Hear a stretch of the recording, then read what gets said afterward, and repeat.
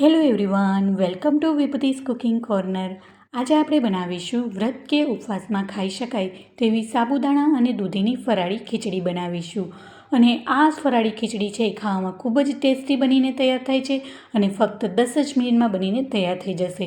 જો તમને મારી આ ફરાળી ખીચડીની રેસીપી જરા પણ ગમી હોય તો વિડીયોને લાઇક કરી શેર કરી દેજો. અને ચેનલમાં નવા આવ્યા હોય ને હજી સુધી મારી ચેનલને સબસ્ક્રાઈબ ના કરી હોય તો પ્લીઝ સબસ્ક્રાઈબ કરજો ને બાજુમાં આવેલું બેલ આઇકન બટનને પ્રેસ કરજો, જેથી આવનારી નવી રેસીપીના નોટિફિકેશન સૌથી પહેલાં તમારા સુધી મળી રહે. તો ચાલો મસ્ત મજેદાર રેસીપી બનાવવાનું શરૂ કરીએ.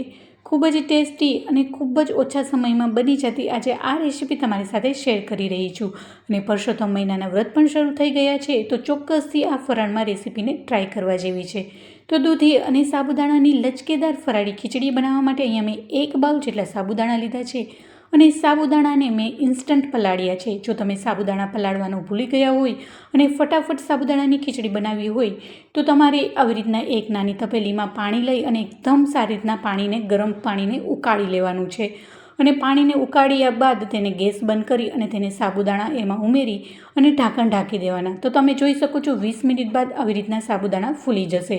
અહીંયા જો પાણી સરસ ઉકાળેલું હશે તો જ તમારે ઇન્સ્ટન્ટ સાબુદાણા છે એ પલળશે. અને જો હુંફાળા પાણીમાં પલાળશો તો જાજો એવો સમય પણ લાગશે. પણ જો તમારે સાબુદાણા પલાળવાનું ભૂલી ગયા હોય કે પછી એમ થાય કે સાબુદાણાની ફરાળી બનાવવાની છે તો તમે આવી રીતના ઉકળતા પાણીમાં સાબુદાણા ઉમેરી દેશો તો ફટાફટ સાબુદાણા પલળી જશે. તો તમે જોઈ શકો છો મસ્ત એવો સાબુદાણા ફૂલી ગયા છે અને સારી રીતના પલળી પણ ગયા છે. હવે તેને એક ચાળણીમાં નિતારી લઈશું અને બધું જ પાણી નીતરે ત્યાં સુધી એને થોડીવાર માટે સાઈડમાં રાખીશું. હવે અહીંયા મેં એક દૂધી લીધી છે. હવે તેના 1/4 ભાગ જેટલા ટુકડાનો આપણે ઉપયોગ કરીશું. તો અહીંયા મેં 1/4 ભાગ જેટલો મેં દૂધીનો ઉપયોગ કર્યો છે. હવે નીચેના ભાગને આપણે ચાકાની મદદથી કટ કરી લઈશું. ત્યારબાદ તેને છાલ કાઢી લઈશું. અહીંયા જો તમે પરસોત્તમ મહિનાના વ્રત કરતા હોય અને બટાકા અનુકૂળ ના આવતા હોય ફરાળમાં તો તમે આવી રીતના બટાકાની જગ્યાએ દૂધીનો ઉપયોગ કરીને બનાવશો તો સાબુદાણાની ફરાળી ખીચડી છે ખૂબ જ સ્વાદિષ્ટ બનીને તૈયાર થશે અને ખ્યાલ પણ નહીં આવે કે અહીંયા બટાકાની જગ્યાએ તમે દૂધીનો ઉપયોગ કર્યો છે. તો ફરાળમાં આ રેસીપીને ચોક્કસથી ટ્રાય કરવા જેવી છે. હવે દૂધીને મેં આવી રીતના 4 ભાગમાં કટ કરી લીધા છે. હવે એને ચાકુની મદદથી નાના નાના આવી રીતના પતલા સ્લાઇસમાં ટુકડા કરી લઈશું. તો તમે જોઈ શકો છો મેં આટલા પતલા સમાર્યા છે. આવી રીતના પતલા સમારીશું તો જલ્દી કૂક થઈ જશે અને જાજો એવો કૂક થવામાં સમય પણ નહીં લાગે. તો આવી જ રીતના બધી જ દૂધીને હું સારી રીતના સમારી લઈશ. હવે બધી જ દૂધીને મેં સારી રીતના સમારી લીધી છે. હવે તેનો વઘાર કરીશું. તો વઘાર કરવા માટે અહીંયા મેં એક કઢાઈ લીધી છે અને માત્ર 4 થી 5 ચમચી જેટલું જ તેલ લીધું છે. અહીંયા તેલની એવી ઝાઝી પણ જરૂર નહીં પડે. હવે તેલને ખૂબ જ સારી રીતના ગરમ થવા દઈશું. હવે તેલ સારી રીતના ગરમ થઈ ગયું. હવે તેમાં 1 ચમચી જેટલી જીરું ઉમેરીશું. જીરું સારી રીતના ફૂટી ગયા બાદ તેમાં 9 થી 10 નંગ જેટલા મીઠા લીમડાના પાન ઉમેરીશું. મીઠા લીમડાના પાનનો થોડોક એવો આગળ પડતો ઉપયોગ કરીશું, જેથી ખીચડી છે ખાવામાં ખૂબ જ સ્વાદિષ્ટ બનશે અને લીમડાનું સરસ એવી ફ્લેવર પણ આવશે. હવે દૂધીને તેમાં ઉમેરી દઈશું અને ચમચાની મદદથી થોડું એવું મિક્સ કરી લઈશું. હવે સારી રીતના મિક્સ થઈ ગયું.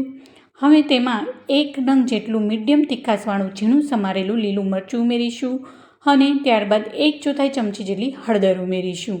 અહીંયા આપણે અત્યારે માત્ર હળદર અને મીઠું જ ઉમેરીશું. ત્યારબાદ આગળ બધી સામગ્રી ઉમેરીશું.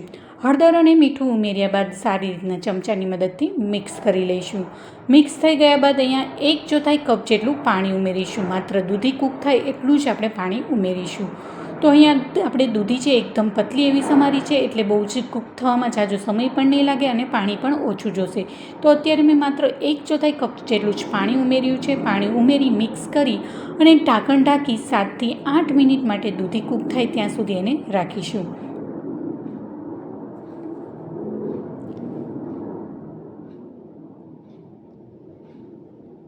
હવે 7 થી 8 મિનિટ બાદ તમે જોઈ શકો છો બધું જ પાણી બળી ગયું અને તેલ પણ સારી રીતના છૂટું થઈ ગયું છે અને દૂધી પણ સારી રીતના સોફ્ટ થઈ ગઈ છે. તો તમે આવી રીતના ચમચાની મદદથી ચેક કરીએ તો દૂધી છે એ સારી રીતના કૂક થઈ ગઈ છે. હવે તેને થોડું એવું મિક્સ કરી લઈશું.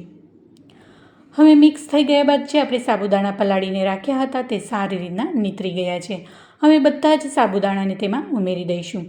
અને આ ખીચડી છે એ 3 થી 4 વ્યક્તિ માટે બને એટલી ક્વોન્ટિટીમાં હું બનાવી રહી છું. હવે બધા જ સાબુદાણાને તેમાં ઉમેરી દઈશું.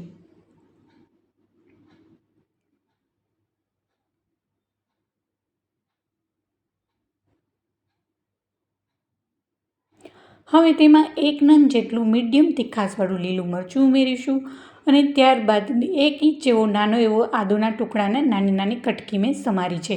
અહીંયા તમારે આદુ અને મરચાંની પેસ્ટ લેવી હોય તો પણ લઈ શકો છો. હવે ત્યારબાદ 1 નંગ જેટલું ઝીણું સમારેલું ટામેટું ઉમેરીશું અને શેકેલા બીનો ભૂકો ઉમેરીશું. જે શેકેલા બીનો મેં પાવડર પહેલેથી જ કરીને રાખ્યો છે, એટલે 1 નાના કપ જેટલા શેકેલા બીનો પાવડર ઉમેરીશું. ત્યારબાદ 1 ચમચી જેટલું કાશ્મીરી લાલ મરચું પાવડર ઉમેરીશું અને ત્યારબાદ અડધા નંગ જેટલો લીંબુનો રસ, સ્વાદ પ્રમાણે મીઠું અને 2 ચમચી જેટલી ખાંડ ઉમેરીશું. અહીંયા મેં થોડી એવી ખાંડ વધારે ઉમેરી છે. જો તમને ગળાશવાળો ટેસ્ટ ઓછો પસંદ આવે તો તમે તમારા ટેસ્ટ પ્રમાણે ખાંડ ઉમેરી શકો છો.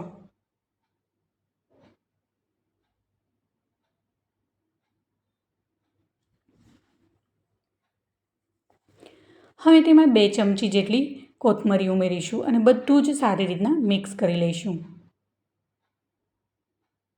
અહીંયા આપણે જ્યારે દૂધીમાં પણ મીઠું નાખેલું છે, એટલે આપણે એકદમ સારી રીતના ચાળવીને મીઠું ઉમેરીશું. હવે બધું જ સારી રીતના ચમચાની મદદથી મિક્સ કરી લઈશું.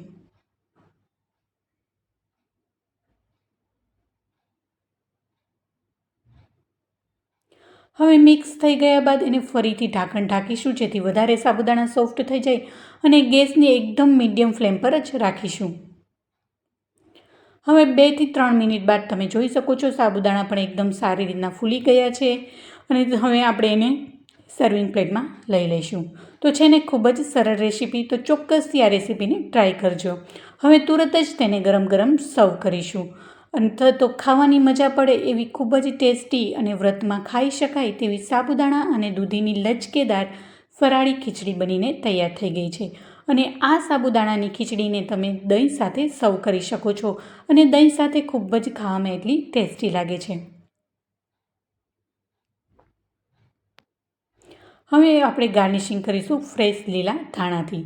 તો જોતાં જ ખાવાનું મન થઈ જાય અને તુરત જ મોઢામાં પાણી આવી જાય એવી વ્રતમાં ખાઈ શકાય તેવી દૂધી અને સાબુદાણાની ફરાળી ખીચડી બનીને તૈયાર થઈ ગઈ છે.